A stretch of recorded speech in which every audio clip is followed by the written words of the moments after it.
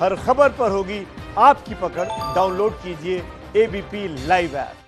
तब मालाबार एक्सरसाइज को क्यों चीन की घेराबंदी कह रहे हैं, ये आपको दुनिया के नक्शे में बताएंगी प्रतिमा। जी हाँ, चीन की दादागिरी को खत्म करने वाली ये मालाबार एक्सरसाइज क्यों चीन को टेंशन दे रही है, इनमें कौन कौन से देश शामिल है, ये समझना बहुत जरूरी है आपके लिए। देखिए, इस मालाबार एक्सरसाइज को हम क्यों कह रहे हैं कि ये चीन की घेराबंदी करेगा। इसमें अहम देश जो शामिल है उनके बारे में आपको जान लेना चाहिए। इसमें अमेरिका है जो कि सुपर पावर है, भारत है, ऑस्ट्रेलिया है, जापान है और चीन है। क्योंकि ऑस्ट्रेलिया इसमें पहली बार शामिल हो रहा है, इसलिए भी चीन को खींच मच रही है। देखिए, हम आपको ग्राफिक्स के जरिए समझा रहे हैं। भारत, ऑस्ट्रेलिया जो कि इसमें पहली बार शामिल हुआ है, इसके अलावा अमेरिका इसमें शामिल है, जापान इसमें शामिल है और साथ ही साथ इसमें हम आपको बता रहे हैं चीन। तो चीन ये जो मालाबार एक्सरसाइज है, जो क्वाड ग्रुप है, ये किस तरीके से चीन की टेंशन बढ़ाने वाला है, ये हमने आपको समझा। विकास, कुमकुम। जी हाँ, तो बड़ी खबर लगातार किस तरह से विस्तार से प्रतिमा ने आपके सामने रखी है, आप समझे होंगे। और ये भी जरूरी है समझना कि देखिए, पहली बार ऑस्ट्रेलिया की एंट्री यहाँ पर खल रही है चीन को। लेकिन एक और जानकारी तो चीन से निकल कर आई है, चीन की जासूसी पर बहुत बड़े खुलासे की है। चीन भारत में अपने जासूसी नेटवर्क के जरिए प्रधानमंत्री कार्यालय समेत दूसरे बड़े सरकारी दफ्तरों की जानकारी चुराने की साजिश में जुटा है। चौंकाने वाला खुलासा दिल्ली में पकड़ी गई चीनी युवती और उसके साथियों से पूछताछ के बाद हुआ। एबीपी न्यूज संवाददाता ओम प्रकाश तिवारी की एक्सक्लूसिव रिपोर्ट देखिए।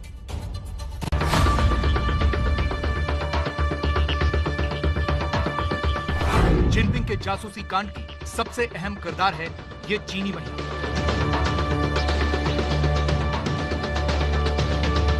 प्रधानमंत्री कार्यालय में जासूसी के लिए जिनपिंग का सबसे अहम मोहरा है ये महिला। नाम है क्विंग शी, काम है जासूसी। इस बार चीन ने जासूसी के लिए प्रधानमंत्री कार्यालय को टारगेट किया था। चीन का जासूसी वाला चरित्र तो बहुत पुराना है, लेकिन इस बार चीन के निशाने पर भारत सरकार के शीर्ष दफ्तर थे।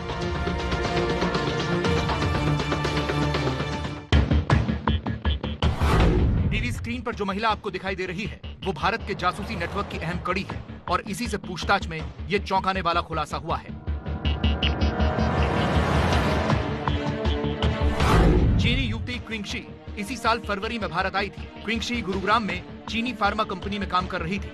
पिछले महीने दिल्ली पुलिस के स्पेशल सेल ने गिरफ्तार किया, लेकिन क्विंग शी अकेले गिरफ्तार नहीं हुई, उसके साथ जासूसी कांड के भागीदार भी गिरफ्तार हुए। ये राजीव शर्मा है जो पेशे से पत्रकार है और जासूसी में क्विंग शी की मदद कर रहा था। क्विंग शी के साथ मौजूद ये शेर बहादुर है।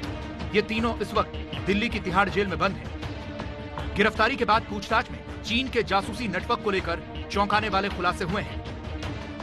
खुफिया सूत्रों के मुताबिक पूछताछ के दौरान चीनी युवती ने बताया कि पीएमओ में सेंध लगाने की योजना को अंजाम तक पहुंचाने के लिए कितना तगड़ा नेटवर्क तैयार किया गया था। ये योजना अंजाम तक पहुंच सके, इसके लिए चीनी महाबोधि टेम्पल के प्रमुख मोंग ने खुद क्विंग शी को कोलकाता की एक प्रभावशाली महिला से मिलवाया था। जानकारी कैसे और कहां भेजनी थी, इसकी पूरी प्लानिंग हो चुकी थी। तिहाड़ में बंद चीनी युवती क्विंग शी को कहा गया था कि कोलकाता की प्रभावशाली महिला जो दस्तावेज उसे देगी, उसे उसका अनुवाद चीनी भाषा में करके चीन के कुछ बड़े अधिकारियों समेत कम्युनिस्ट पार्टी के एक लीडर की पत्नी मिसेस डिंग और मिस्टर चाओ को भेजने थे। सूचना लेने का बाकायदा एक फॉर्मेट तैयार किया गया था। ग्रेडिंग के हिसाब से जानकारी देने को कहा गया था। कार्यालय का नाम, अधिकारी का नाम, अधिकारी का पद, कार्यालय में कितना प्रभावशाली, काम कराने में कितना तेज। सूत्रों के मुताबिक जांच के दौरान यह भी पता चला कि भारत में जासूसी करने के बदले चीनी युवती क्विंग शी को प्रति माह 1 लाख रुपए दिए जा रहे थे। साथ ही इस बात की भी जांच की जा रही है कि दक्षिणी दिल्ली के जिस मकान में क्विंग शी रहती थी, उस मकान का किराया चीन के एक प्रमुख मंदिर का प्रमुख मोंग देता था। चीन के जासूसी नेटवर्क में शेर बहादुर भी अहम किरदार है। शेर बहादुर नेपाली है और ड्राइवरी का काम करता है, लेकिन पिछले साल इस नेपाली ड्राइवर को गुरुग्राम की चीनी कंपनी में डायरेक्टर बना दिया गया, जबकि शेर बहादुर की सैलरी सिर्फ 15,000 रुपए थी। इसका काम था चीन के लिए काम करने वाले लोगों को क्विंग शी के कहने पर सूचनाएं देने के बदले पैसा पहुंचाना। पत्रकार राजीव शर्मा को भी इस नेपाली ने पैसे पहुंचाए थे। इस चीनी नेटवर्क के खुलासे के दौरान जो इलेक्ट्रॉनिक डिवाइस बरामद हुए हैं, उनकी गहन जांच का काम अभी भी जारी है और अब तक की जांच के दौरान पता चला है कि क्विंग शी चीनी खुफिया एजेंसियों के टॉप अधिकारियों के संपर्क में थी और इसमें चीन की नेशनल सिक्योरिटी एजेंसी के डायरेक्टर जनरल भी शामिल हैं। चीनी युवती और उसके साथियों से पूछताछ में हुए खुलासे के बाद पूरे मामले की गहन जांच शुरू हो गई है।